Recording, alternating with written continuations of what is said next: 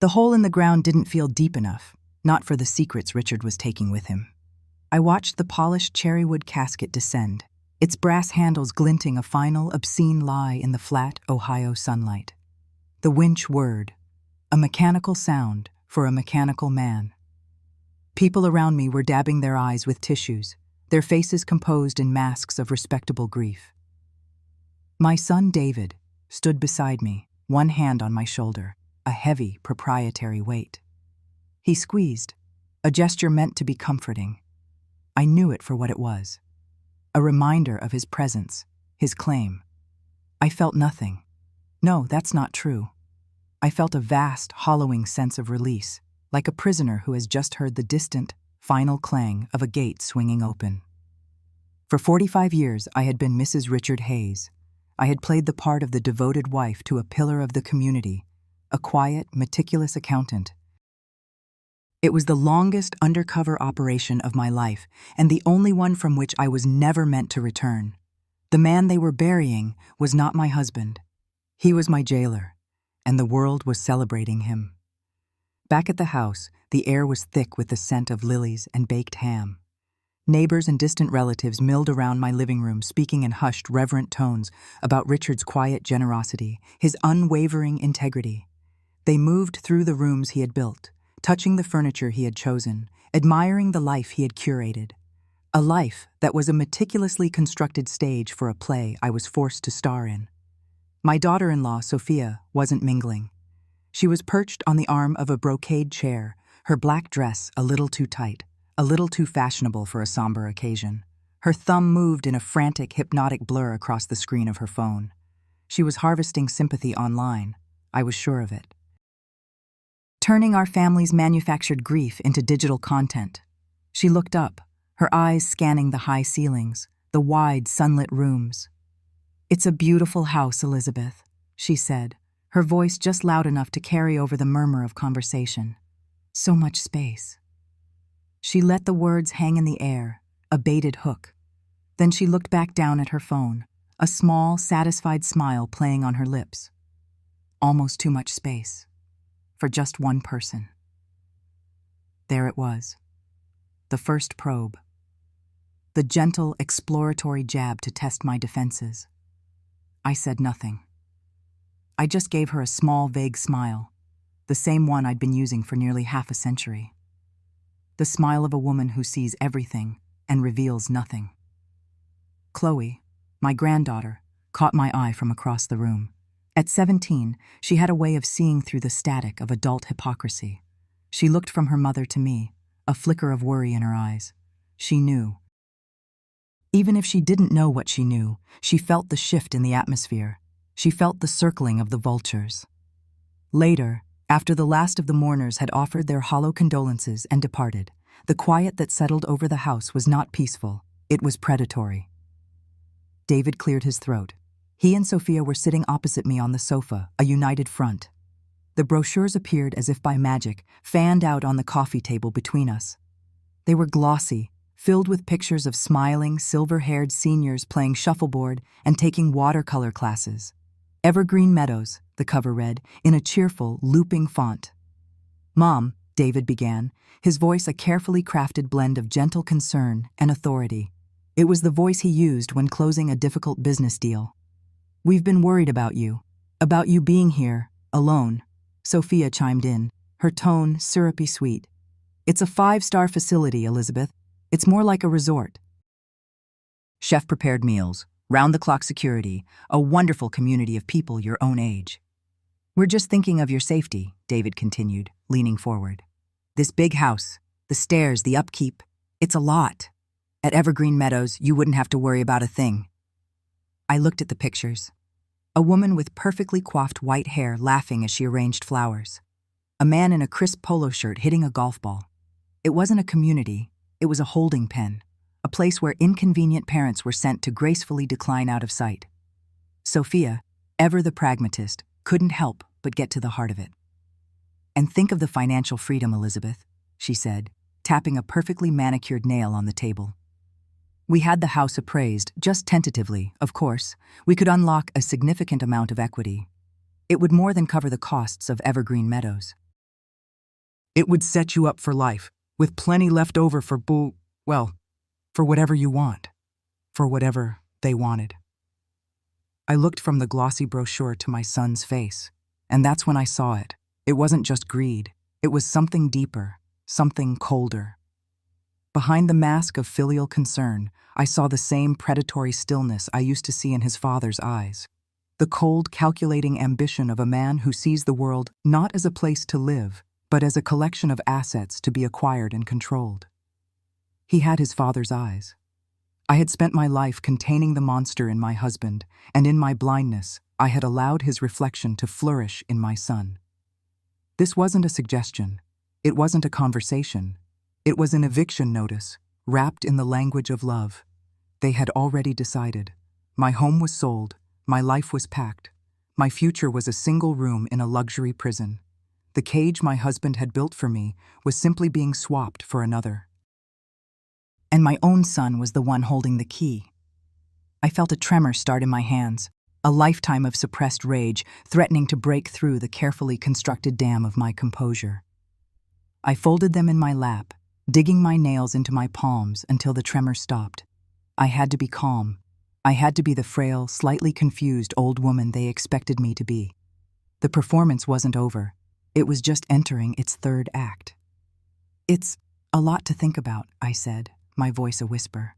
"I'm very tired." David's face softened with victory. "Of course, Mom. We understand. We'll leave the brochures here for you. We can talk more tomorrow." He and Sophia stood up. He leaned down and kissed my forehead, a cold, dry press of lips against my skin. "We love you," he said. The words were as empty as the condolences I'd heard all day. I watched them go, listening to the sound of their car pulling out of the driveway, its engine fading into the night. I sat there in the silent house, the house that was no longer mine, surrounded by the ghosts of 1,000 lies. The air grew cold. I was alone. But for the first time in a very long time, I was starting to feel dangerous.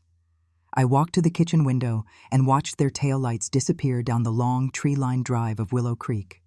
The red dots vanished, and I was left with my own reflection in the dark glass. A tired old woman in a house that was suddenly, terrifyingly, a battlefield. The sight of the long, dark driveway, the way the trees loomed over it like silent sentinels, pulled a memory from the deep, cold archives of my mind. It surfaced with the chilling clarity of a forgotten photograph. The year is 1985. The house is the same, but the air is different. It's thick with a tension I can't name but can feel on my skin, like a change in barometric pressure before a storm. I'm in Richard's workshop, a detached structure at the edge of the backyard, smelling of sawdust and turpentine and something else, something metallic and faintly sweet. I'm looking for a specific screwdriver, a flimsy excuse. What I'm really doing is searching. For what? I don't know. An answer, a reason, a crack in the perfect facade of our life. I find it inside a hollowed-out copy of Moby Dick. It's not a bottle of whiskey or a stack of love letters. It's a watch. A small, delicate lady's watch with a silver mesh band. The crystal is cracked, and the entire thing is caked in dark, damp mud, as if it had been clawed from the earth. I pick it up. It's cold to the touch. The mud is still wet. I recognize the brand. It's the same one a young woman from the next town over, a woman who had been reported missing 2 weeks ago, was wearing in her newspaper photo. My first impulse is primal. To run into the house, to throw it at Richard's feet, to scream, "What is this? And what have you done?" But I learned long ago that direct confrontation with a man like Richard is a fool's game. It leads to denial, to gaslighting, to a cold, frightening anger that shuts down all possibility of truth. He was a master of control. To beat him, I had to become a master of control myself. So I carefully place the watch back inside the book. I slide the book back onto the shelf. I leave the workshop, locking the door behind me. I walk back to the house, my heart a cold, heavy stone in my chest. That night at dinner, I don't say a word about it. We eat in silence, the clinking of our silverware unnaturally loud. David, a young boy then, is chattering about school, oblivious. Then, as I'm clearing the plates, I turn to Richard. I keep my voice light, casual. "Darling," I say, "I was talking to Carol next door. The Jacksons installed a new security system. It's marvelous. motion-activated floodlights for the entire backyard. She says they light the whole place up like it's daylight if so much as a raccoon wanders by. I was thinking, maybe we should look into getting something similar. For peace of mind. I watch his face. He doesn't look at me. He continues cutting his pot roast, his movements precise, methodical. But I see it. A flicker. Not in his eyes, but in the muscle of his jaw. A tiny, almost imperceptible clench. A subtle change in the rhythm of his breathing. It was fear, cold, stark fear. He didn't fear being caught. He feared being seen. He feared the light. In that moment, a terrible power shifted between us. I had found his leash, not accusations, not evidence, but the carefully applied, relentless pressure of suggestion, the power to turn his own paranoid imagination against him.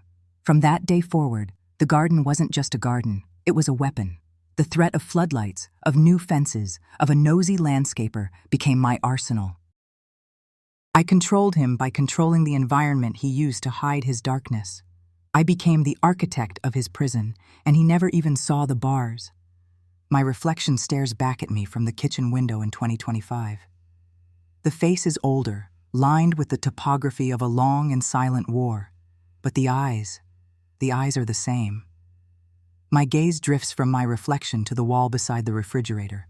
There, sleek and white, is the smart home control panel, a Christmas gift from Chloe. She'd been so excited to install it. Look, Grandma, you can control everything from your phone, the lights, the thermostat, the sprinklers, the security cameras, everything. At the time, I'd found it intrusive, this web of technology overlaying the familiar bones of my house. I'd seen it as another layer of the modern world I didn't understand. But now I see it for what it truly is. It's not just a control panel, it's an arsenal. An idea begins to form, not as a flash of inspiration, but as a slow, cold crystallization of thought. David and Sophia think this house is an asset to be liquidated. They think my garden is just a plot of land waiting for a for sale sign. They have no idea what this ground holds. They have no idea what I'm capable of. The garden is no longer a place of potential secrets. It is a tactical asset. And the new floodlights are digital. I can turn them on from anywhere in the world. A small, cold smile touches my lips. The first genuine smile in days. The game has changed. The board is different. But the strategy remains the same. Psychological pressure. And I am a grandmaster. You should get some rest, Grandma. I turn. Chloe is standing in the doorway to the kitchen, a half-empty glass of water in her hand. She didn't leave with her parents. She's wrapped in one of my old cardigans, looking small and lost in the cavernous silence of the house. I will, dear, I say, my voice softer now. Just thinking. She hesitates, then walks over to me, her phone in her other hand. She has that look on her face that teenagers get when they are about to show you something on a screen that they know will upset you, but they feel compelled to share it anyway, a mixture of guilt and morbid curiosity. I don't know if I should show you this, she begins, her voice barely a whisper. It's Mom. She holds out the phone. The screen glows in the dim light. It's Instagram. The account name at the top reads, @ModernFamilyMaven, accompanied by a professionally shot photo of Sophia, David, and Chloe, all smiling in matching cream-colored sweaters on a beach somewhere. The current post, however, is not so sunny. It's a photo from today, from the funeral. It's been filtered into a dramatic, high-contrast black and white. It shows Sophia hugging me. Her face is buried in my shoulder, a pantomime of overwhelming grief. My own face is turned away, out of focus. It's a masterfully composed shot, making her the star of a tragedy that wasn't hers. Then I read the caption. Saying goodbye to a titan, it begins. The words are pure saccharine, a string of empty platitudes. Richard Hayes was more than a father-in-law. He was the bedrock of this family, a man of quiet strength and deep integrity. My heart breaks for my incredible husband David and for our family's matriarch Elizabeth as we navigate this new chapter. We will hold his memory in our hearts forever as we look toward the future. It was nauseating, but it was the hashtags underneath that made my blood run cold. hashtag family first, grief, love, end of an era, rest in peace, Richard. And then, nestled among the sentimental tags, were the real messages, the ones not meant for the casual follower, but for a very specific audience.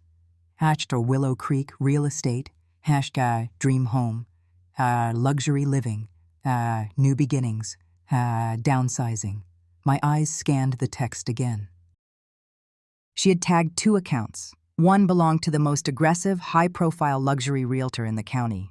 The other belonged to an interior designer who specialized in estate transitions and elegantly downsizing for the golden years. Chloe is watching me, her young face etched with shame. She posted it an hour ago, Chloe says quietly. While everyone was still here, she took the photo when she first came over to give you that hug. I stare at the screen. This isn't just an insensitive post. This is a strategic communication. It's a public performance designed to build a narrative. The loving daughter-in-law, caring for her grieving, elderly mother-in-law, the sad but necessary transition to a new beginning. She's laying the groundwork, seeding public opinion, justifying the eviction before she's even served the papers. She's creating a digital curtain of sympathy to hide the predatory reality of what they are doing. She's telling a story, Chloe, I say, my voice steady, devoid of the emotion churning in my gut. A story where she is the hero. It's gross, Chloe mutters, shoving the phone back in her pocket. All her followers are saying how strong she is, how lucky you are to have her. Of course they are. They are her audience, her subjects.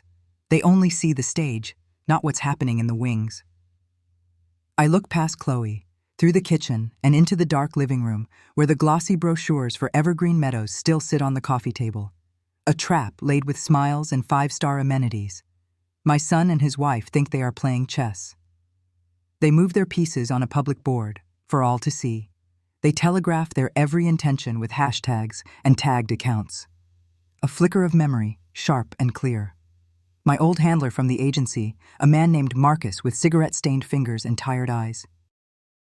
The best disinformation isn't a lie, Elizabeth, he'd told me during a training session in a dusty Berlin safe house. It's a truth that leads to the wrong conclusion. It's a whisper campaign. You don't shout. You plant a seed of doubt and let it grow in the dark. I had thought that part of my life was buried as deep as Richard's secrets. I had believed that the skills I learned in the shadows of the Cold War were obsolete, relics of an analog past. But looking at Sophia's Instagram post, I realize I was wrong. The battlefield hasn't vanished. It has just moved online. The weapons are no longer micro cameras and dead drops. They are algorithms and carefully curated images. It's a war of narratives, a digital propaganda campaign. And I was trained by the best. A strange calm settles over me. The shock, the grief, the fear. They recede, replaced by a cold, clear sense of purpose. For 45 years, I had been on the defensive, containing a threat within these 4 walls. Now the threat has breached the perimeter, but they've made a mistake. They have mistaken my silence for weakness. They have mistaken my age for irrelevance. They are fighting a war they don't even understand, against an opponent they can't begin to imagine. I put my hand on Chloe's shoulder. Don't you worry about your mother, dear, I say, and the words feel truer than anything I've said all day. Some stories have a way of rewriting themselves. Chloe looks at me, a question in her eyes. She sees something has changed. The fragile, grieving grandmother is gone. In her place is someone else, someone she doesn't recognize, someone I am only just beginning to remember myself. The smart home system was Chloe's gift, a well-intentioned, slightly patronizing attempt to bring her grandmother into the 21st century. It'll make things easier, Grandma, she'd said, her bright eyes full of earnest love. You can just tell the house what you want.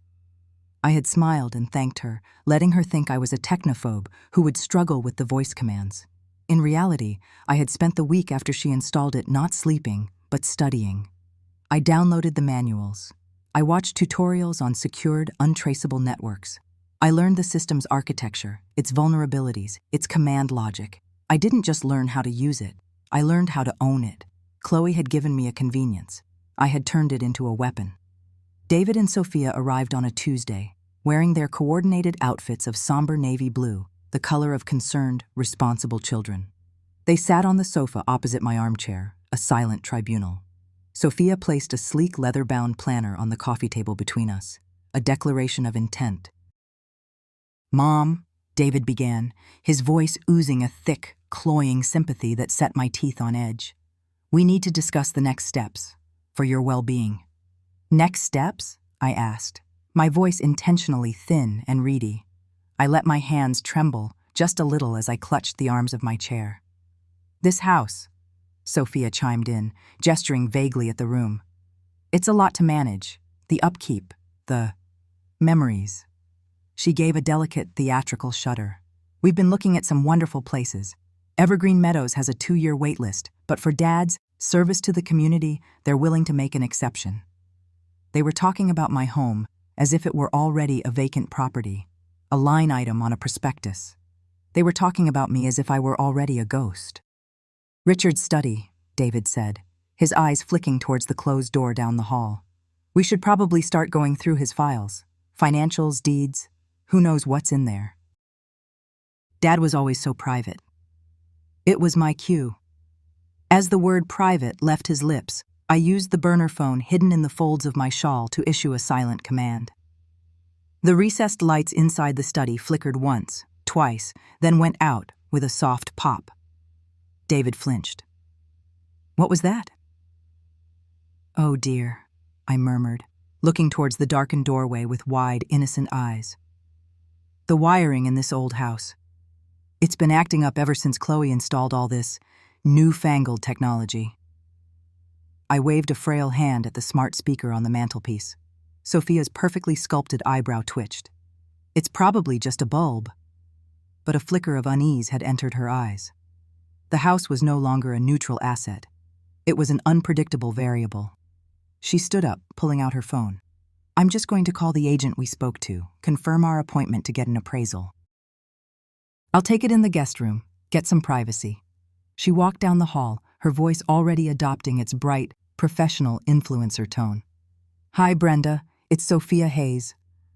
I waited until I could hear the muffled cadence of her conversation, then I turned my attention to the guest room thermostat.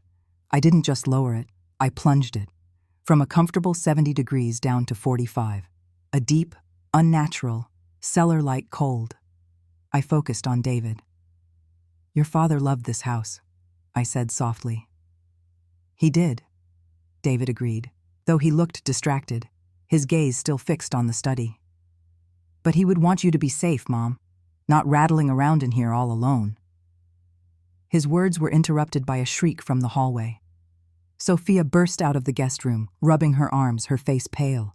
"My God, it's like a meat locker in there. I could see my breath." "What is wrong with your heating?" "Oh, that room has always been a bit drafty," I said, feigning a confused helplessness that I had perfected over 45 years of marriage. "Richard always said it had a cold spot." "A cold spot? It felt like a walk-in freezer," she snapped, her composure cracking. David looked from her to me, a line of frustration creasing his brow. This was not going according to their smooth, seamless plan. They had expected a tearful, compliant old woman. They were getting faulty wiring and polar vortexes. And for the final touch, I activated the living room speaker. It wasn't loud, just a soft, ambient presence in the room. The opening chords of a 70s folk rock song filled the air. Creedence Clearwater Revival. "I see the bad moon a-risin'." David froze. Every muscle in his body went rigid. It was the song Richard used to listen to in his workshop, late at night, when he was sanding down his tools. The song that always played before he went out into the garden. "Turn it off," David said, his voice a low rasp. "I don't know how," I cried, looking at the speaker in mock panic. "Chloe showed me, but my memory, it's just so complicated. Alexa, stop. Computer, off." I said the wrong commands deliberately, increasing the sense of technological chaos. Sophia stared at the speaker as if it were a venomous snake. The song continued, John Fogerty's voice a ghostly premonition. "I fear rivers overflowin'." I hear the voice of rage and ruin. "For God's sake, Mom!" David lunged forward and yanked the power cord from the wall. The silence that fell was heavier, more charged than the music had been. He was breathing heavily, his face slick with a thin sheen of sweat. I looked at him, my expression a perfect mask of bewildered concern. But inside, a cold, hard part of me, a part I hadn't let breathe for decades, was observing, analyzing. It was a classic destabilization exercise.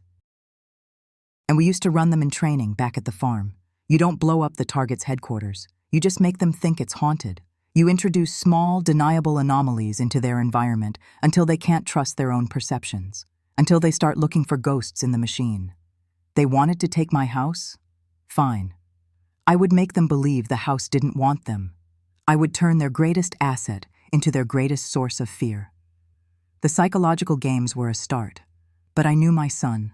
I knew the strain of his father that ran through him like a vein of poison.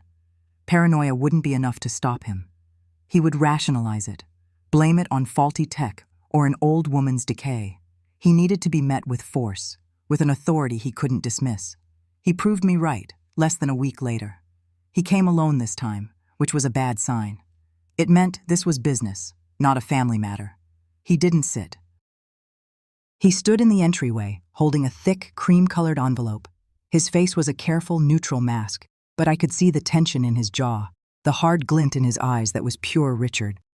"Mom," he said, his tone devoid of the fake sympathy from his last visit. This was cold. This was procedural. "My lawyer drew this up. It's for the best." He handed me the envelope.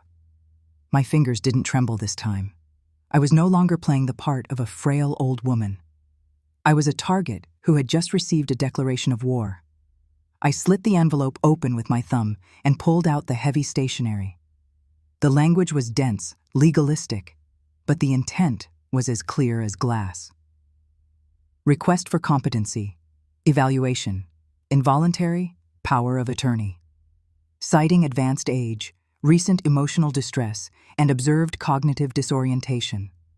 He was using my performance against me. He was trying to have me declared mentally unfit, to strip me of my legal autonomy and seize control of everything. Observed cognitive disorientation? I read the phrase aloud, my voice flat.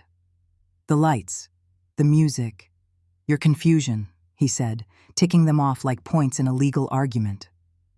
"You're not well, Mom. You're a danger to yourself. This is to protect you." "To protect me from what, David?" I looked up from the letter and met his eyes. "From my own home? From my own memories?" "From making bad decisions," he said, his voice dropping. "Dad wouldn't have wanted this. He would have wanted your assets protected. He would have wanted me to step in." He was invoking his father's ghost as a shield for his own greed. He was standing in the house his father had turned into a charnel house, talking about protecting assets when the real liability was buried 6 feet under the azaleas. A bitter, hot rage coiled in my stomach, but I showed none of it. Panic is a luxury, an indulgence. I had it beaten out of me in a mock interrogation cell in Virginia 50 years ago. I folded the letter and placed it on the hall table. "Thank you for your concern, David. I'll have my lawyer look at this." A flicker of surprise crossed his face. "Your lawyer? You don't have a lawyer." "Don't I?" I gave him a small, cryptic smile. "You'd be surprised what I have." He left, looking unsettled. The direct, legal assault was supposed to be the final blow, the move that would make me crumble. He hadn't anticipated resistance. He had underestimated me. Everyone always had. It was the greatest weapon in my arsenal. After the sound of his car faded, I walked not to the phone, but to Richard's study. The room where the lights had flickered. It was filled with his things, his presence still hanging heavy in the air, smelling of old paper and dust. I ignored his mahogany desk, the source of David's obsession. Instead, I went to a piece Richard had always ignored, a small, delicate roll-top desk that had belonged to my own mother. It was cluttered with old stationery, dried-up pens, things of no value. He had never once looked inside it. I rolled up the top.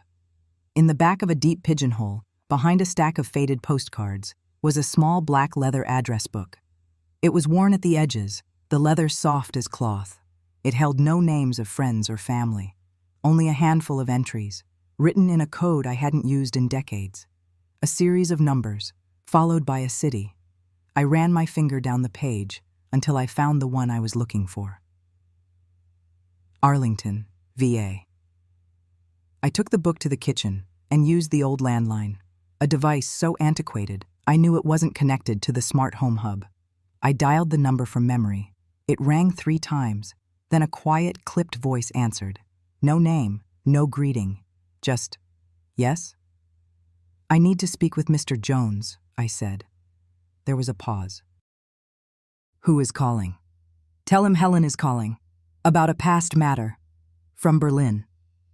Helen was a ghost, a name on a gravestone in a Langley training scenario, a name only a handful of people still alive would recognize. The silence on the other end was longer this time. I could hear the faint, distant sound of traffic. Then, the voice came back, warmer now, infused with a recognition that transcended time. 1 moment, please. A few seconds later, a new voice came on the line. It was smooth, calm, like water flowing over old stones. Helen, I must admit, this is a name I did not expect to hear again. Hello, Arthur, I said, using his real name. A small breach of protocol, a reminder of the depth of our connection. I trust life is treating you well.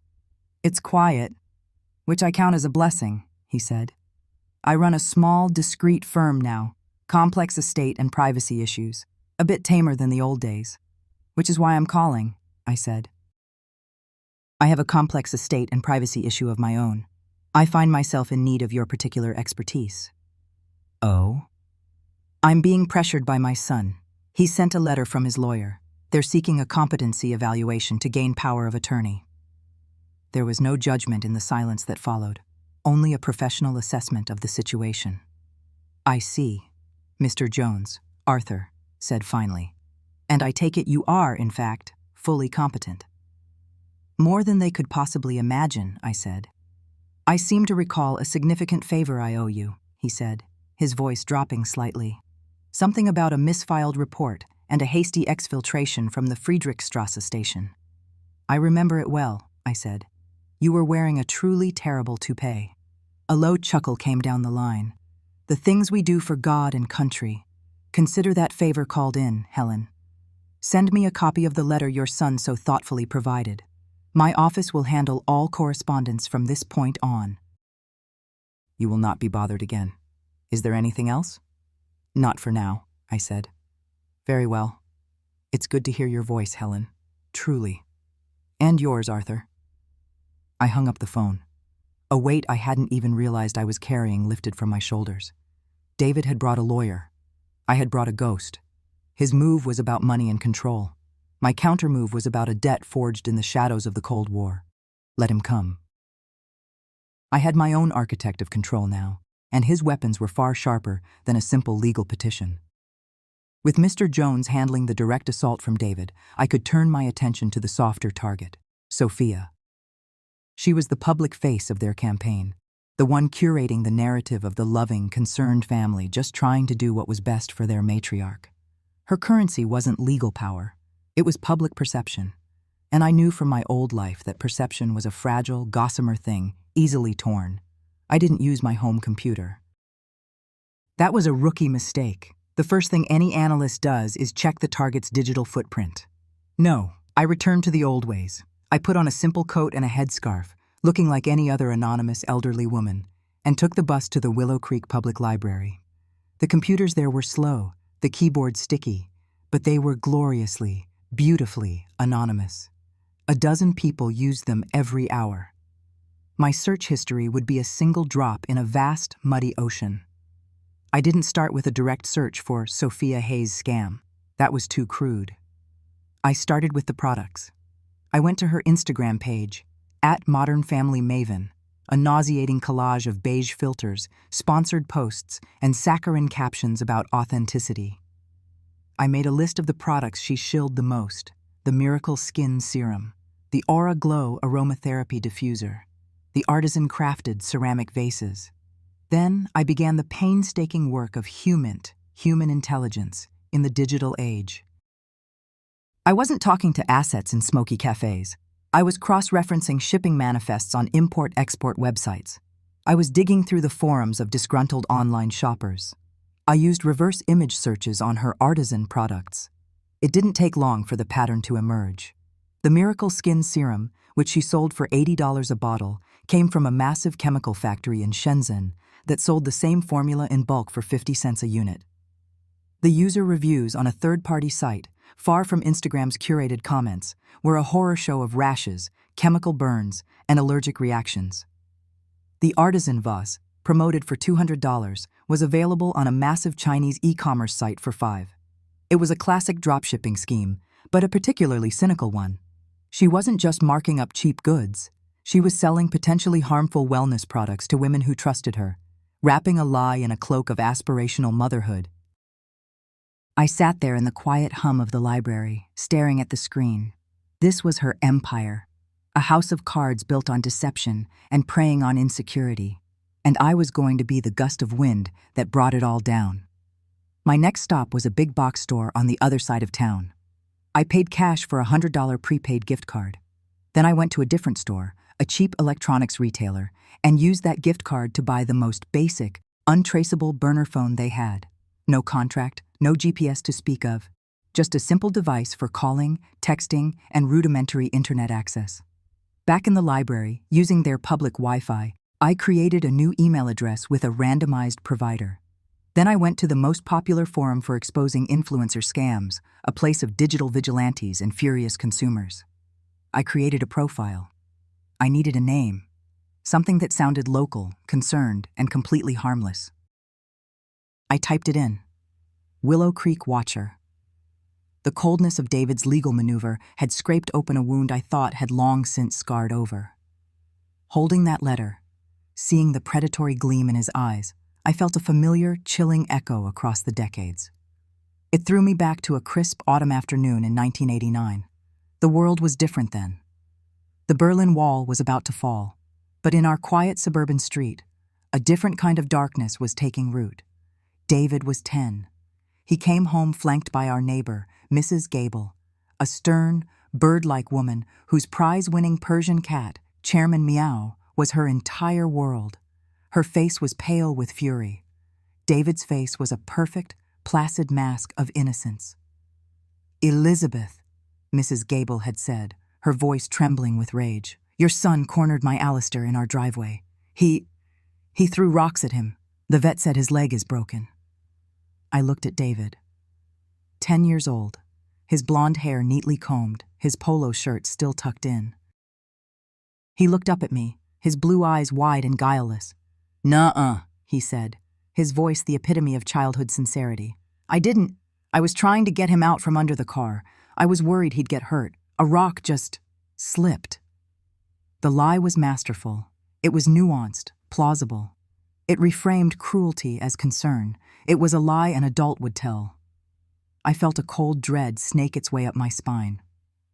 I apologized profusely to Mrs. Gable, promised to pay the vet bill, and sent David to his room. Later that evening, I went to have a word with Richard. I found him in the garage, not with David, but waiting for him. I stood in the doorway, hidden by the shadows, and watched. Richard called David out of the house. My son emerged, his face still set in that expression of wounded innocence. He clearly expected a lecture, a punishment, but Richard didn't scold him. He put a hand on David's shoulder, a gesture that looked paternal to the outside world, but I saw it for what it was, an anointing. "The neighbor came to see me," Richard said, his voice low and conspiratorial. "He wasn't angry. He was impressed. Told me her version of the story. Then she told me what you said." David looked at the floor. "I didn't do it." Richard smiled, a thin, cold smile that never reached his eyes. The same smile I saw when he would come in from the garden late at night. "I know," he said. And in that moment, I understood he didn't mean, "I know you're innocent." He meant, "I know you're lying, and you're good at it." He leaned in closer to our son. "What she doesn't know, and what I know, is how clever you were. You waited until she was gone. You chose a place where no one could see you. You created a plausible story. That wasn't cruelty, David. That was strategy. He squeezed David's shoulder. That was smart. I stood frozen in the doorway, the blood turning to ice in my veins. My entire life, my entire 45-year mission, had been predicated on one belief, that I was a container, a jailer. I was containing Richard's darkness, keeping it confined within the walls of our home, our marriage. But in that one horrifying moment, I realized I had failed. I wasn't a jailer. I was an incubator. The sickness wasn't just contained. It was being cultivated. Richard wasn't just a monster I had to manage. He was a teacher, and he was actively, lovingly passing on his psychopathy to our son. The evil I had married was metastasizing, spreading to the next generation. And I, in my silence, had let it happen. The legal letter in David's hand wasn't just an act of greed. It was the graduation certificate from his father's school of cruelty. Armed with that terrible memory, my resolve hardened into something unbreakable. This wasn't just about a house anymore. This was about cauterizing a wound that I had allowed to fester for far too long. I sat at the library computer, my Willow Creek Watcher profile active, and began my psychological operation. The key to a good whisper campaign is subtlety. You don't shout accusations from the rooftops. You plant seeds. You ask innocent questions. You let the target's own community do the work for you. My fingers, which once learned to field strip a pistol in the dark, now moved across the sticky keyboard with precision. I went to Sophia's latest post. It was a sun-drenched photo of her holding a bottle of the Miracle Skin Serum, her skin looking impossibly smooth thanks to a heavy-handed filter.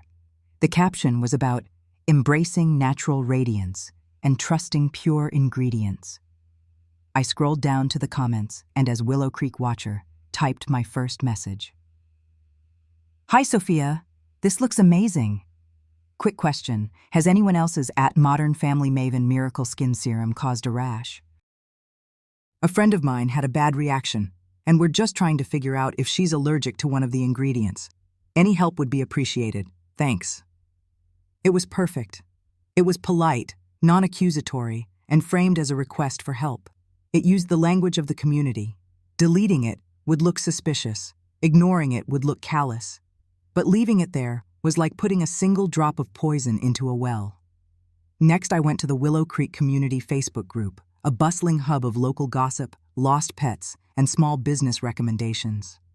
I found a thread from a week ago where someone had asked for recommendations for a local interior designer. Sophia had, of course, chimed in to promote her impeccable taste. I replied to the original post as if I had just stumbled upon it. This is such a great thread. I was just admiring some of the beautiful decor on Sophia Hayes' page. I saw she promoted a stunning artisan vase for $200. I was so tempted, but then I think I saw the exact same vase on a cheap import site called Alley Bargain for $5. Is this a new trend? Buying wholesale and calling it artisan? I'm so behind on these things. LOL. The LOL was the masterstroke. It projected an air of naive confusion, a slightly dotty older person trying to understand the modern world. But the information was a torpedo aimed directly at Sophia's brand of curated, high-end authenticity. I wasn't calling her a fraud. I was just asking a question. I spent the rest of the afternoon seeding these little bombs across her digital territory. On a mommy blog that had featured her, I asked if anyone knew where her ethically sourced cashmere throws were really from, because the tag on one looked like it said, made in a factory known for labor violations.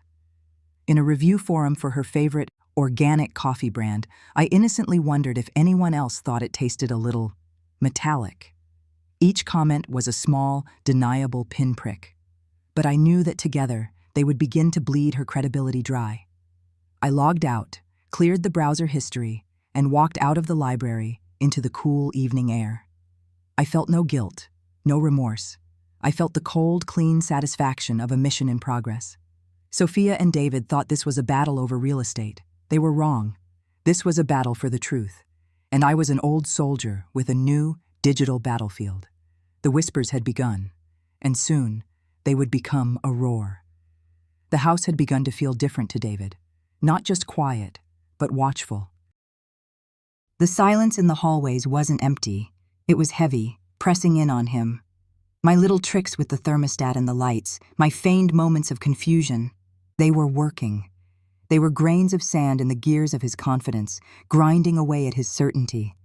He was a man who needed to be in control, and for the first time in his life, in this house, he wasn't. The delays were infuriating him. The legal challenges from Mr. Jones were a roadblock he hadn't anticipated. My performance as a frail, confused old woman was becoming less and less convincing to him, not because he saw through the act, but because the unsettling events in the house felt too orchestrated. He was starting to suspect something other than senility. He was starting to suspect secrets.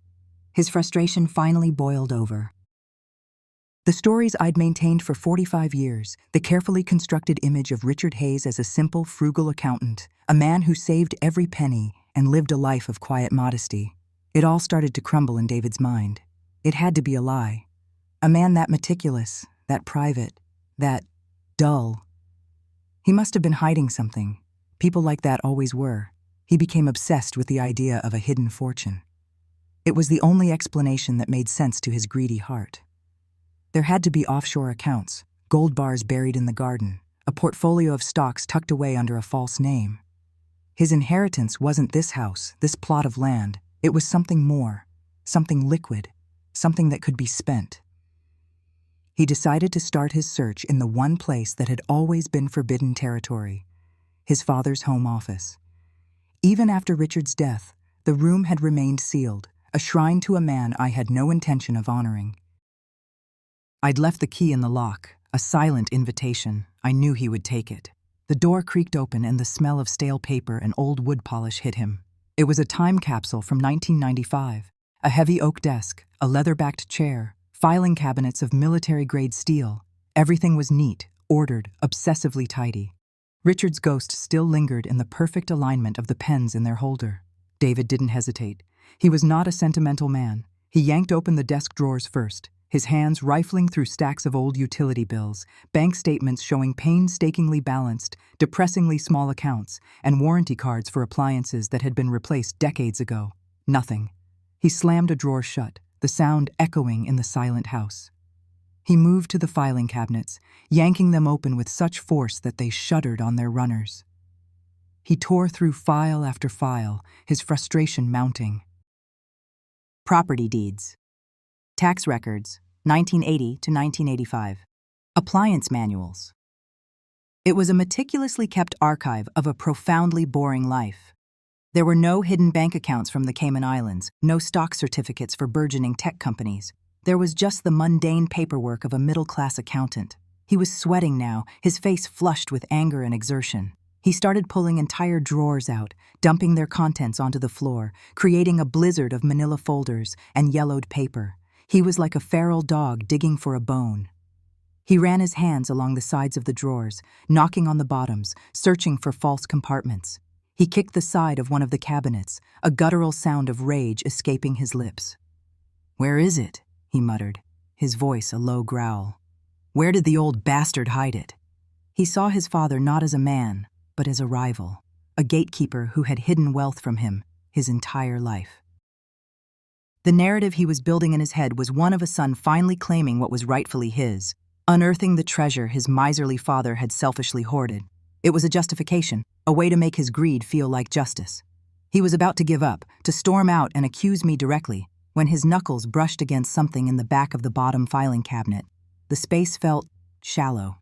He pushed the hanging files to one side and peered into the gloom. He ran his fingers along the back wall of the cabinet. It was a thin sheet of metal, but it felt loose at the edges. He wedged his fingertips behind it and pulled. It came away with a soft metallic pop, revealing a dark, hollow space behind it. And there, nestled in the darkness, was a book. It wasn't a bank book or a simple notebook. It was heavy, substantial, bound in thick, dark brown leather that had been worn smooth with time. It looked ancient, important. A single, sturdy-looking brass lock held its covers shut. There was no key. David's breath caught in his chest. A wave of triumphant certainty washed over him, erasing all his frustration. This was it. This had to be it. He lifted it out. It was heavier than he expected, dense with secrets. He shook it, but nothing rattled. This wasn't a ledger of hidden wealth in the traditional sense, maybe. Perhaps it was something better, something he could use. Blackmail. A record of his father's quiet, under-the-table dealings, the kind of information a frugal accountant might collect on his wealthy clients. Leverage. That was a currency David understood even better than cash. He held the locked ledger in his hands, his knuckles white. The key to his father's secret life. The key, he was certain, to his own future. He smiled, a thin, predatory smile that was a perfect echo of the man whose secrets he now held. He had no idea how right he was. He thought he had found a weapon. He had no idea he was holding his own judgment. Just as he was turning to leave the desecrated office, a small voice cut through the silence of the house. "Dad?" Chloe stood in the doorway, her eyes wide, taking in the chaos, the overturned papers, the empty drawers gaping open like mouths, her father standing in the middle of it all, clutching a mysterious old book to his chest. Her face was pale, and there were faint, dark circles under her eyes. She looked like she hadn't slept in days. She wasn't looking at the mess. She was looking at me. I was standing down the hall, watching. My presence, a silent question. "I need to talk to Grandma," she said, her voice small but firm. David shot me a look of pure venom, as if this interruption was another one of my schemes. He clutched the ledger tighter and pushed past his daughter without a word, heading for the garage, no doubt to find a hammer or a crowbar to pry open his inheritance. Chloe watched him go, a flicker of fear in her eyes, before she walked towards me. She looked so much younger than 17 at that moment. She was just a child caught in a war she didn't understand. A war being fought over her head with weapons she couldn't see. She came and sat beside me on the velvet bench in the hallway, the one place I always sat to watch the front door. She didn't speak for a long moment, just twisted a loose thread on the cuff of her sweater. Finally, she looked at me, her young face etched with a pain that was far too old for her. "They're fighting," she whispered, her voice trembling. "All the time. Worse than ever." She took a shaky breath. Mom keeps crying. She says you're messing with her online. She says someone is posting horrible things, and her sponsors are calling, and she thinks it's you. She said you're trying to ruin her." I remained silent, my hand resting on the polished wood of the bench. I simply looked at her, letting her speak. This was the hardest part of my plan. The collateral damage. The one piece of pure, untainted goodness in this family, and she was right in the blast radius. "And Dad?" she continued, her voice cracking. "He's scary, Grandma. He's so angry. He keeps talking about money, about this house. He says you're not well. He says you're getting confused, that you're losing your mind, and that you need help." She finally said the words, the ones David and Sophia had been sharpening like knives. "They want to take you to a doctor, a specialist, to have you evaluated." Her eyes, so clear and honest, filled with tears. "Grandma, are you okay? Please just tell me. Are you sick? Is what they're saying true?" Every instinct I had screamed at me to pull her into my arms, to tell her everything, to expose the whole rotten truth from the very beginning. To tell her about the man her grandfather really was, about the prison I had lived in, about the monster her own father was becoming. The truth was a bomb, and I wanted so desperately to detonate it, to clear the air, no matter the devastation. Lying to her, seeing that genuine pain in her eyes, felt like a betrayal sharper than any blade. It was a violation of the one pure relationship I had left in the world, but I couldn't.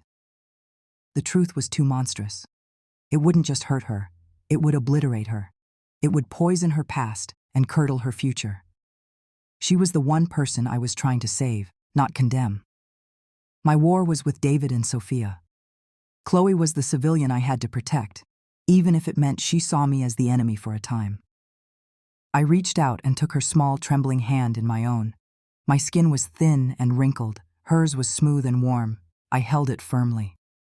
Chloe, I said, my voice steady, though my heart felt like it was cracking. Look at me. She met my gaze, tears rolling silently down her cheeks. I am not sick, I said, infusing the words with as much quiet conviction as I could muster. And I am not confused.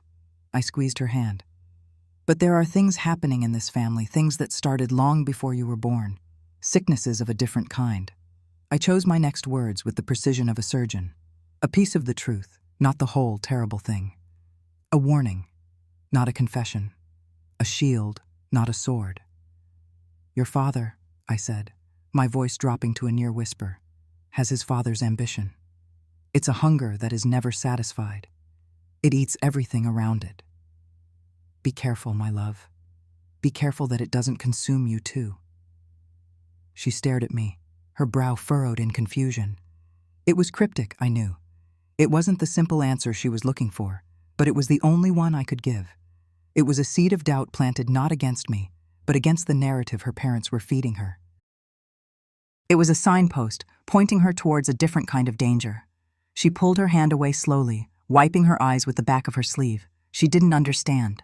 Not fully, but she heard the sincerity in my voice. She heard the warning.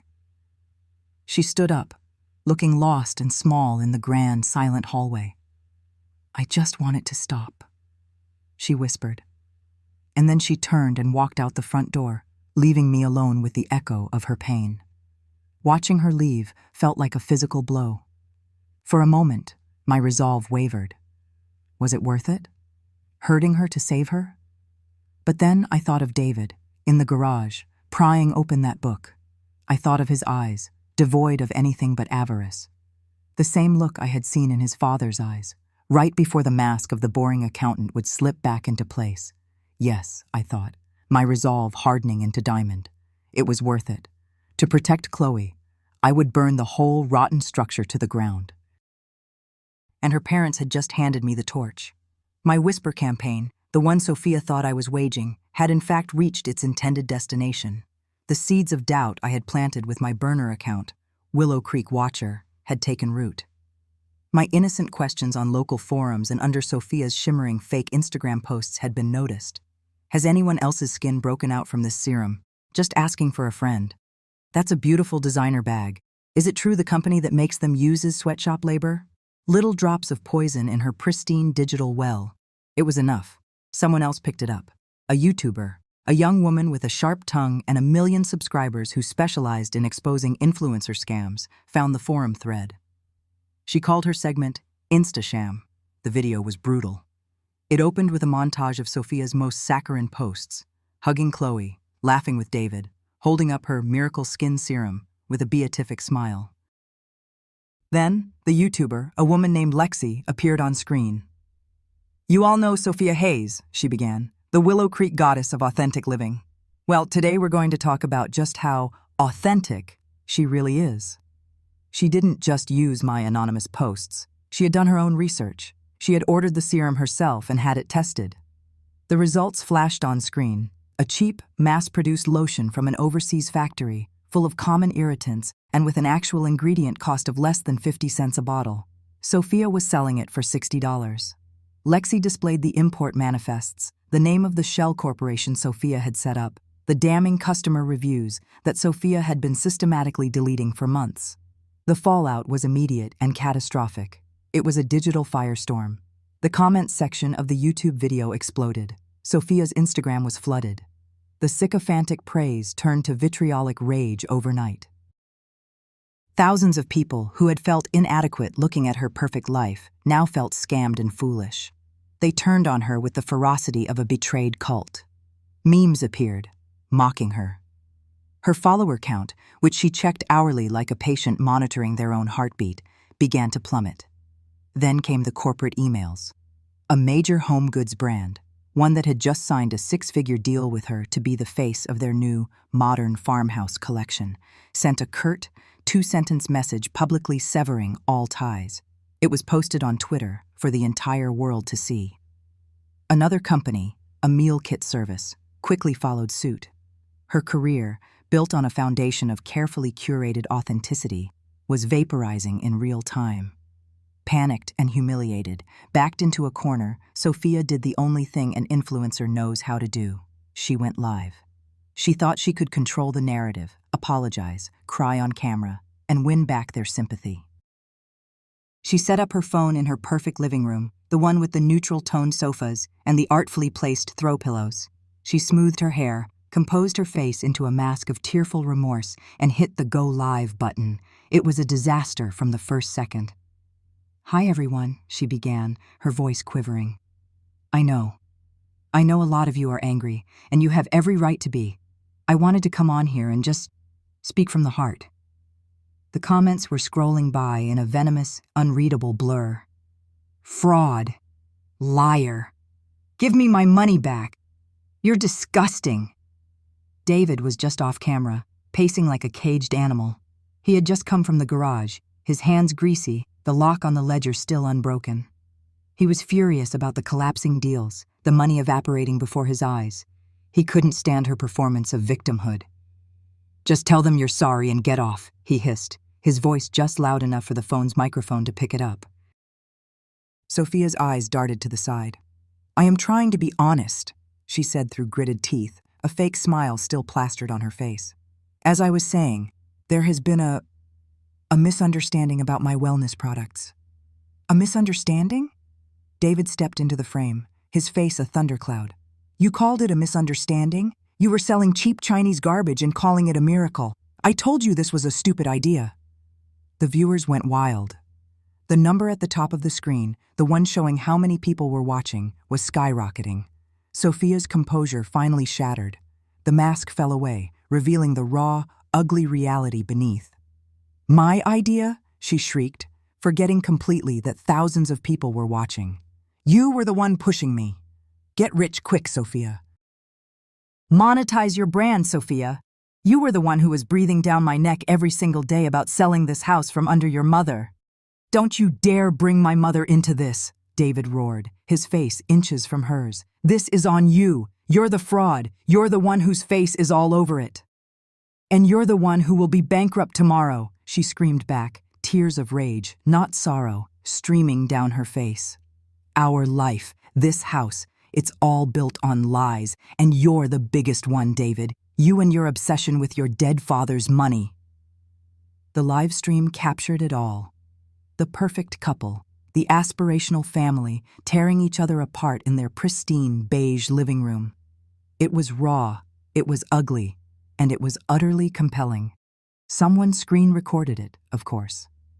By the time Sophia, in a fit of horrified realization, finally stabbed at her phone to end the broadcast, it was too late.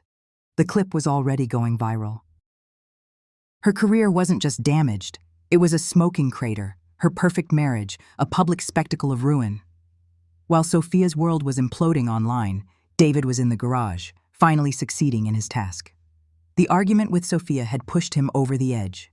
He took a heavy steel chisel and a hammer, and with a series of brutal, frustrated blows, he smashed the small brass lock.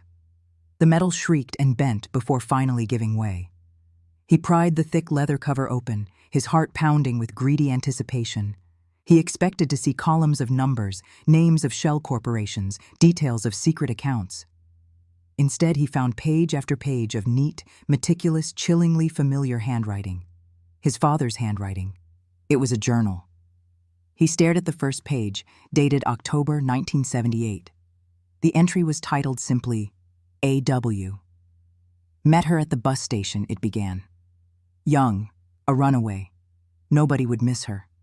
The thrill of it is in the selection. The power." She thought I was kind. People always think the boring accountant is kind. They never see the wolf. The details of the process are important. The control, the silence in the workshop is a sacred thing. David's blood ran cold. He felt a wave of nausea so profound he had to brace himself against the workbench. He kept reading, his mind refusing to process what his eyes were seeing, page after page, year after year. It was a sickeningly detailed, narcissistic chronicle of abduction and murder, at least 5 people, all listed by initials. J.R. May, 1981. S.K. November, 1983. He described how he chose his victims, vulnerable people on the fringes, people whose disappearance wouldn't make the front page. He wrote about his methods with the detached precision of a scientist observing a lab specimen. He called the woods behind the house his garden. The boring, frugal accountant, Richard Hayes, was a monster, a serial killer. Horrified, disoriented, David still couldn't let go of the idea of the money.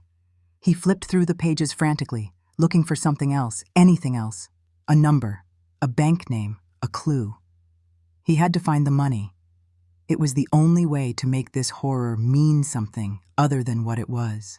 And then he saw it. Around the late 1980s, the entries became less frequent, more agitated. And then they stopped. A few blank pages followed. Then the writing started again. But the handwriting had changed. He recognized it instantly. It was his mother's. It was my elegant, cursive script. Her first entry was chillingly calm. "He's getting sloppy," she wrote. "The urges are still there, but the discipline is failing. He brought home a watch, a woman's watch, caked in mud. I didn't confront him. I installed a motion sensor light in the backyard. The fear in his eyes when it clicked on was satisfying." Control is a quieter, more effective weapon than a knife. David stumbled backward, dropping the book on the dusty concrete floor. He sank to his knees, his mind reeling. He picked it up again, his hands trembling violently. He read on, his mother's words painting a picture that was in some ways more terrifying than his father's. She documented his father's decline. She described my methods of control, the subtle threats, the financial restrictions that she, as the concerned wife, had put in place, the psychological warfare, the way she used his fear of exposure to keep him on a leash. She had discovered his secret, and instead of going to the police, she had become his warden. She hadn't stopped a monster. She had caged him. This house wasn't a home. It was a prison she had built around him. He flipped to the very last page. There was only one line, written in fresh ink. The handwriting was strong, unwavering. It wasn't from years ago. It had been written recently. It was a message. It was for him. He thought this was his legacy, it read.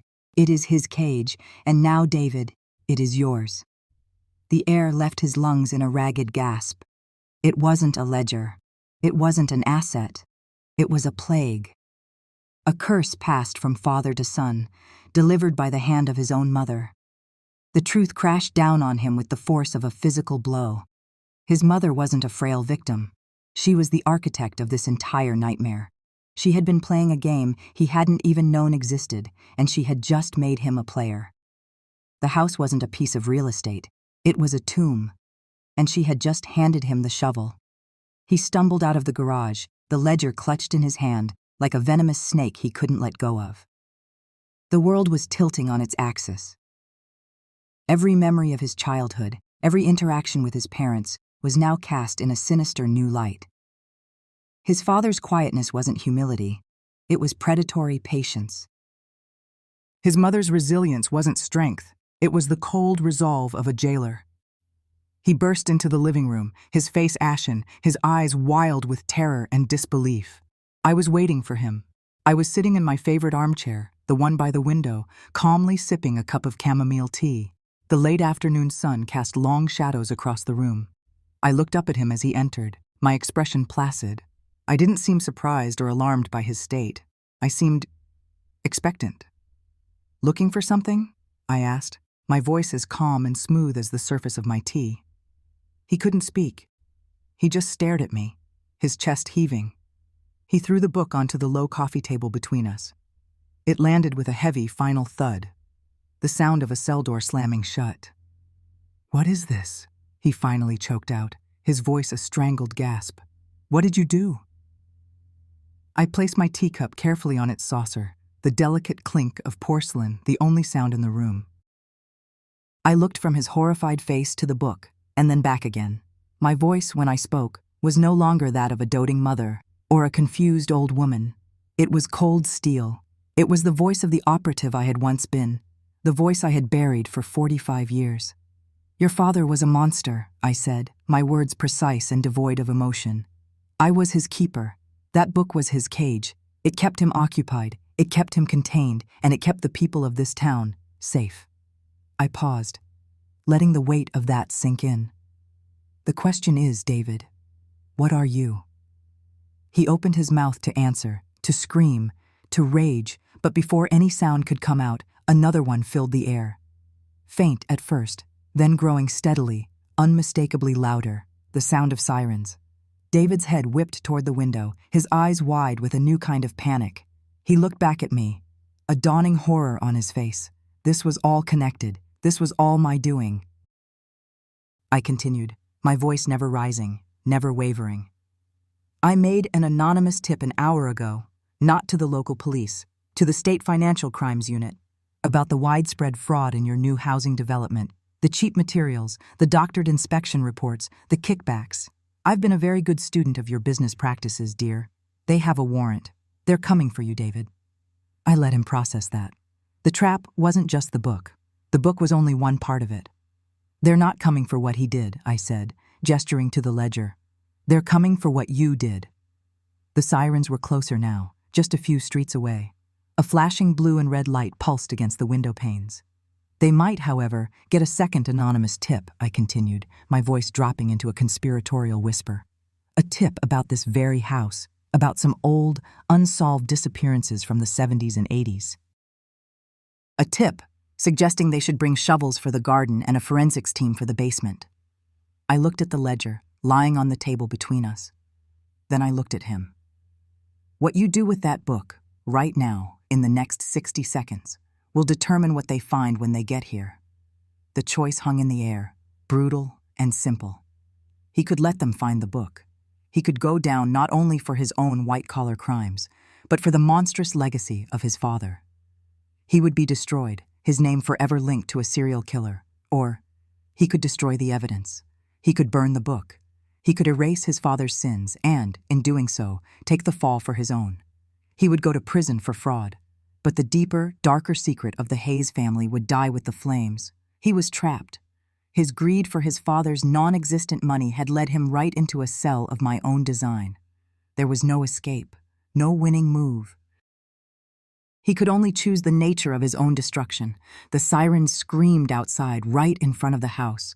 Red and blue lights washed over his pale, horrified face. He looked at the book. He looked at me. He saw no mother, only the architect of his ruin. It was a perfect checkmate. The first thing to break through the ringing in his ears was the light. Red, blue, red, blue. A rhythmic, silent pulse, strobing against the dust motes, dancing in the air of his father's office. It painted the walls in frantic, alternating shades of alarm and emergency. The light was coming from outside, slicing through the mullioned windows, turning the familiar lawn into a stage for a drama that had already reached its inevitable conclusion. Panic wasn't a thought. It was a physical thing, a hot spike driven up from his gut into his throat, choking him. The leather-bound ledger in his hands suddenly felt impossibly heavy, a tombstone for a legacy he had just unearthed. My mother stood in the doorway, a silhouette against the chaos of the flashing lights. She didn't move, she didn't speak, she just watched, her expression as placid as a frozen lake. And in her stillness, I saw the full, horrifying architecture of her design. She hadn't just laid a trap. She had engineered the panic. She had anticipated this exact moment, this exact animalistic terror that was now overriding every rational thought in my head. The ledger. The proof. His father's life. His father's true work. Catalogued in neat, spidery script. A litany of horrors that made the skin crawl. And her handwriting at the end. The final damning entry that had passed the curse from him to me. It was a bomb, and the fuse was burning down to nothing. The flashing lights were the countdown. My eyes darted from her still form to the fireplace. It was a cold hearth, filled with nothing but old ash. But it was a maw, a place of disposal, an altar. My mind screamed at me. This is what she wants. This is the move she predicted. But the wail of a distant siren was getting closer, a mournful cry that ripped through the quiet suburban night and sealed the choice. My own skin, my own freedom, or my father's monstrous ghost. It wasn't a choice at all. My body moved without my permission. I stumbled to the hearth, fumbling with the brass box of long matches on the mantel. My hands shook so violently it took 3 tries to strike one. The sulfur flared, a tiny, angry sun. I didn't hesitate. I touched the flame to the corner of the first page. The old, dry paper caught instantly, curling away from the heat, the edges turning black before erupting into a hungry orange flame. I fed the book to the fire, page by page at first, then in desperate chunks. I watched my father's name, his meticulous records of cruelty, turn to smoke. I saw the names of his victims, women whose faces I had never known, vanish into black, floating ash. The ink bubbled and disappeared. The leather cover warped, then blistered, the gold leaf of the title distorting into a meaningless smudge before it, too, was consumed. A sharp, percussive knock rattled the front door. 3 heavy raps. Authority, finality. The smell of burning paper and leather was thick and acrid in my throat. I had soot on my hands, on my face. My heart was a wild drum against my ribs. I looked at my mother again. She hadn't moved. A single, slow nod was the only acknowledgement. It wasn't approval. It was confirmation. Checkmate. The knocking came again, louder this time. "Police! Open up!" I felt a strange calm settle over me then. The calm of the condemned. The fire had done its work. The ledger was gone. The only concrete evidence of what Richard Hayes had been was now a pile of glowing embers and a plume of smoke rising into the Willow Creek night. He was safe in his grave, but I was not. I walked to the door, my legs feeling like lead. I opened it. 2 officers stood on the porch, their faces grim in the flashing lights of their patrol car. They weren't looking for a monster. They were looking for a common criminal. "David Hayes?" the taller one asked, his voice devoid of emotion. I could only nod. "We have a warrant for your arrest on multiple counts of real estate and wire fraud." He began to read me my rights, the familiar words a sterile incantation against the backdrop of my life's complete and utter implosion. I didn't hear most of it. I was looking past them, at my mother, who had finally moved from the doorway. She was standing in the hall, her hands clasped loosely in front of her. She looked like a concerned old woman, a victim. The matriarch of a family, suddenly and tragically torn apart. The performance was flawless. As they cuffed me, the cold metal biting into my wrists, I realized the true genius of her plan. She had given me a choice, but it was a choice between 2 cells. One was a literal prison for the white-collar crimes she had so conveniently arranged for the authorities to discover. The other was a prison of legacy, of being the son of a serial killer, a secret that would have shackled me for life. She knew which one I would choose. She knew I had just enough of my father's instinct for self-preservation to burn his world down to save my own. I had destroyed the evidence of his sins to face punishment for mine. And in doing so, I had done exactly what my jailer had commanded. The news cycle was brief but brutal. My face was plastered over local news channels, a stock photo from my real estate website, smiling a liar's smile. The charges were complex, but the narrative was simple. A greedy son, a respected family name tarnished. The reporters stood on the sidewalk outside the house, the one I had tried to steal, and spoke in hushed, serious tones about the fall of the Hayes dynasty. The anonymous tip about my father, the one I knew my mother had made, did exactly what it was designed to do. It prompted the local police to quietly reopen a 6 cold cases from the 80s and 90s. But with no ledger, no evidence, no confession, it was all just smoke. The investigation stalled within weeks, officially citing a lack of new leads.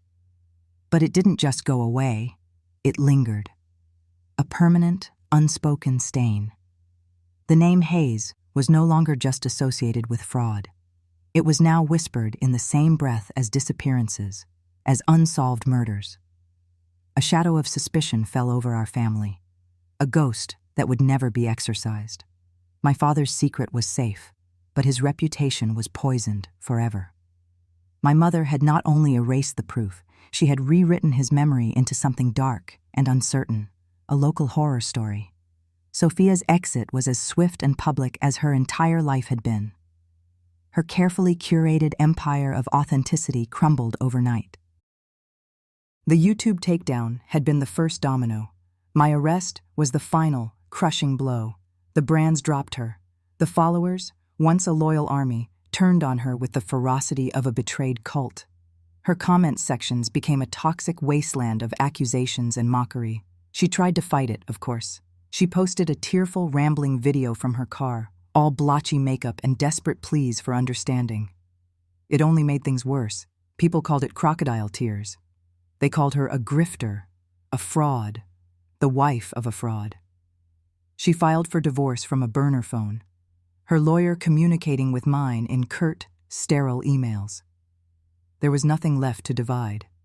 The life we had built was a mirage, and the desert winds had swept it away. The last I heard, from a piece of gossip my lawyer passed on, she'd sold her car, packed 2 suitcases, and left town, heading west to lose herself in a place where no one knew her name or the hashtags she used to live by. The family I had known, the one my mother had built as a cage for my father and a launching pad for my own ambitions, was now irrevocably, fundamentally broken. It wasn't a dramatic explosion. It was a structural collapse. The foundation had been rotten all along, and my mother had simply kicked out the last supporting beam. It was a realistic and brutal end. The quiet, devastating consequence of a war fought in whispers and shadows. The house stood empty, a monument to it all. For a week after David's arrest, the house was silent. It was a heavy, suffocating silence, punctuated only by the ringing of a phone I had no intention of answering. It was the silence of a tomb after the mourners have gone home. I walked through the rooms, my footsteps echoing on the hardwood floors.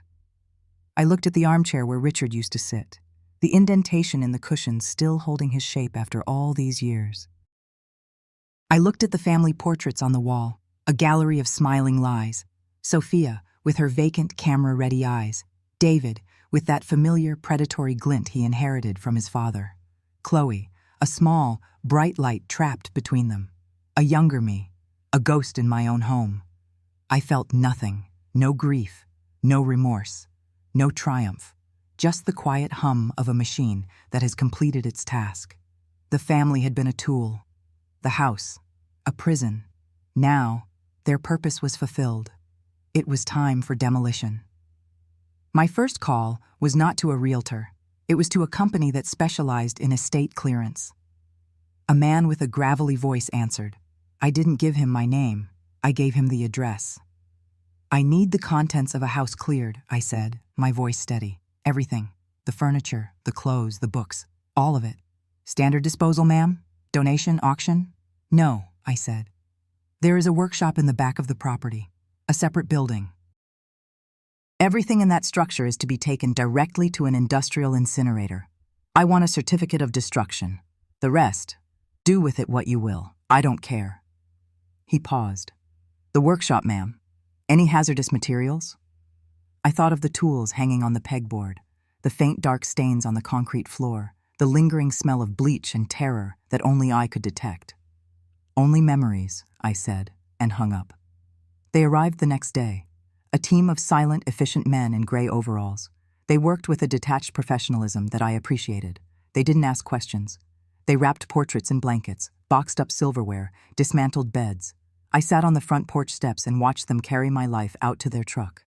They were erasing 45 years in a matter of hours. When they moved to the workshop, I didn't watch. I didn't need to. I could feel the malevolent energy of that place being dismantled piece by piece. The chain hoist, the workbench, the heavy steel tools. I imagined them in the fire, melting down, returning to their elemental forms, their history of horror burned away. My second call was to a developer, a hungry young man whose company name was synonymous with tearing down the old to make way for the new. I sold him the land for a price that was almost insultingly low. I didn't want to haggle. I didn't want a bidding war. I wanted it gone. He saw a prime piece of real estate in Willow Creek.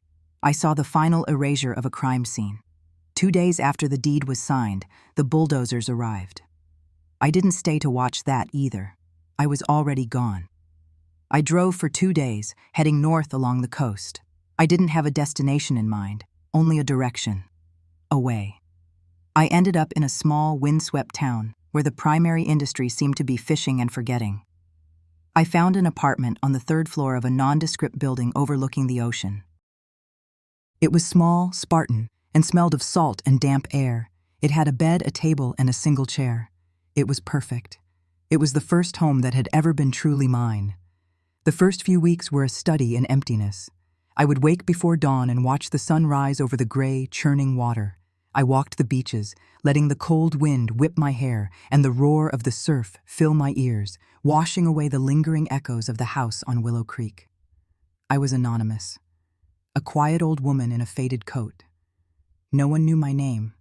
No one knew the name Hayes. Here, I was no one. And it felt like breathing for the first time. Chloe had started college. Early admission to a school 1,000 miles away. A clean break. She was smart, my Chloe. She knew a sinking ship when she saw one. We hadn't spoken since the arrest, but she had sent a single text message. "Are you okay, Grandma?" I never answered. Answering would have required a lie, and I was done with lies.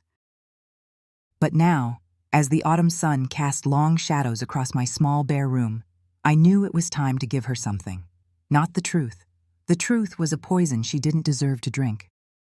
But something else. A map. A key. I sat at the simple wooden table, a single sheet of paper in front of me, a pen in my hand.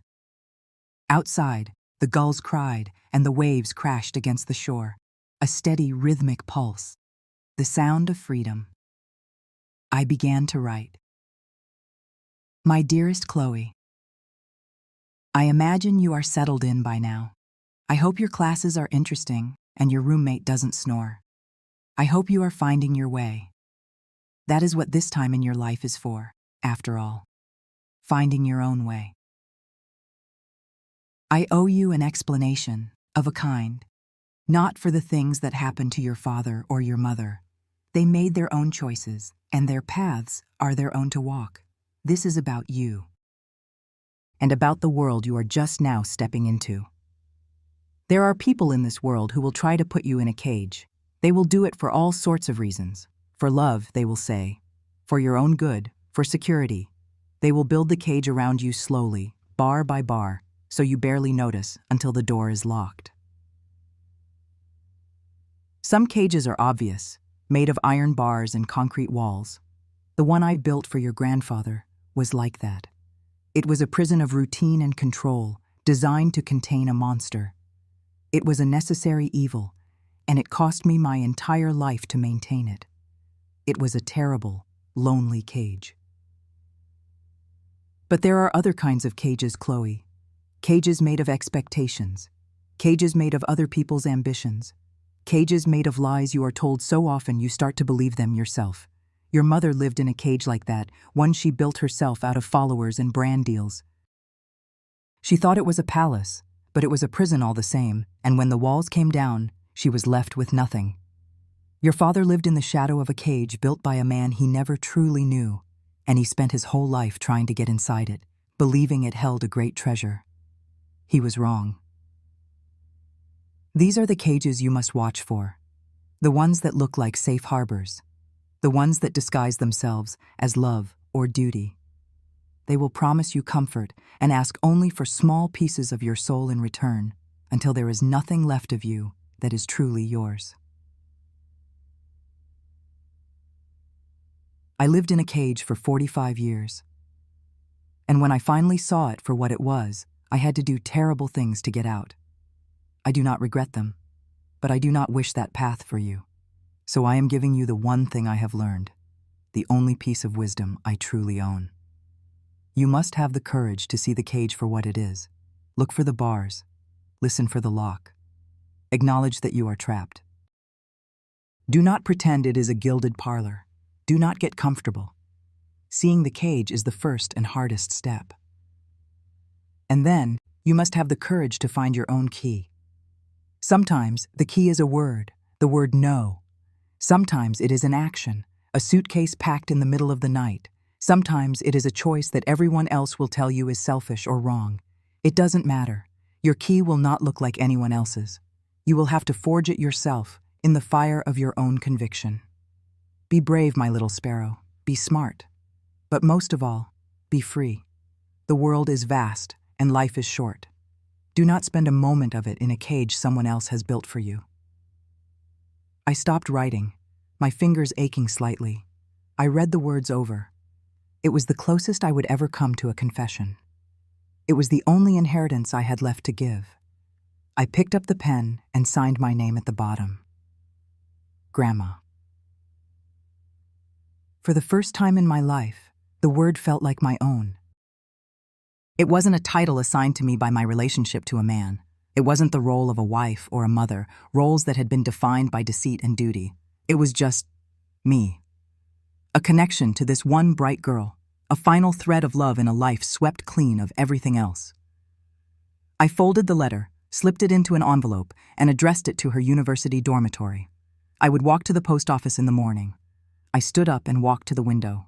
The sun had fully risen now, a pale, hopeful disk in the vast sky. The ocean stretched out before me, endless and powerful. I was alone, utterly and completely alone. The family I had built was gone. The house was a patch of bare earth. The name Hayes was a whisper of scandal in a town I would never see again. I had nothing, and yet I had everything. A cool, clean breeze blew in through the open window, carrying the scent of salt and possibility. I closed my eyes and breathed it in. I was no longer a wife, a mother, a jailer. I was Elizabeth, and I was free.